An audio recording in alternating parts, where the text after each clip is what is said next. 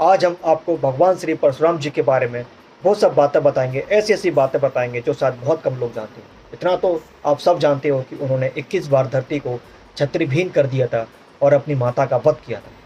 क्या आप ये जानते हो कि वे भीष्म पितामह, गुरु द्रोण और महावीर, महाशक्तिशाली कर्ण के गुरु थे। उन्होंने उन लोगों को शिक्षा दी थी।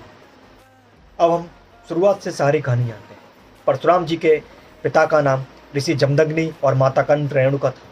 उनके पिता ऐसे एक ऋषि थे जो जब तप करते थे तो देवता खुश हो जाते थे और राक्षस भयभीत हो जाते थे। उसी आश्रम में जन्म होता है एक पुत्र का, जिसका बचपन का नाम पड़ा राम। बचपन में ही एक हिरण तीरों से लथपथ होकर उनके आश्रम में आता है। जब भी वो अपने पिता से प्रश्न करते हैं कि पिताजी, मारने वाला राजा बड़ा या बचाने वाली प्रजा, जभी से उनके पिता समझ जाते हैं कि ये बालक आगे जाके एक बहुत बड़ा योद्धा बनेगा। एक बार उनकी माता रेणुका ध्यान में बैठी थी। क्षण भर के लिए उनका ध्यान भंग हो जाता है और ये बात उनके ऋषि को पता चल जाती है, ऋषि जमदग्नि को पता चल जाती है। वो क्रोध के मारे भयभीत हो जाते हैं, बहुत क्रोधित हो जाते हैं और अपने बच्चों से कहते हैं, लो अपनी माता का सर धड़ से अलग कर दो। उनके बाकी भाई डर के सहम जाते हैं और वो ये नहीं करते, पिता की आज्ञा नहीं मानते हैं। लेकिन भगवान परशुराम ना मांगो से अपनी माता का सर धड़ से अलग कर देते हैं।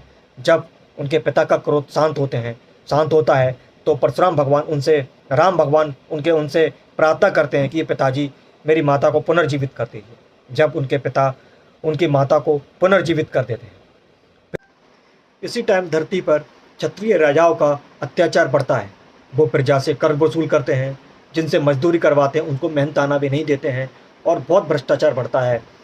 महिलाओं को परेशान करते हैं, प्रजा को बहुत अत्याचार ढाते हैं। उसके बाद परशुराम जी से देखा नहीं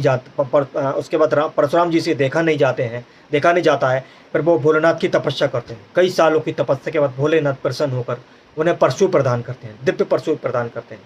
यहीं से राम बन जाते हैं परशुराम।